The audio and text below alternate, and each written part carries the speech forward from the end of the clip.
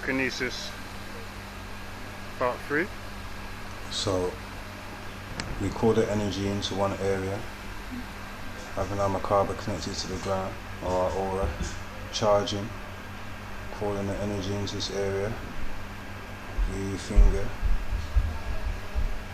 And we're waiting now, we've called it, so the energy now should accumulate here. And we're slowly releasing it and connecting with it. And now, full release, and another full release. It's very powerful. It's for the response. And we go to another stationary tree here, slightly, and we'll call the wind here, and generate that energy here.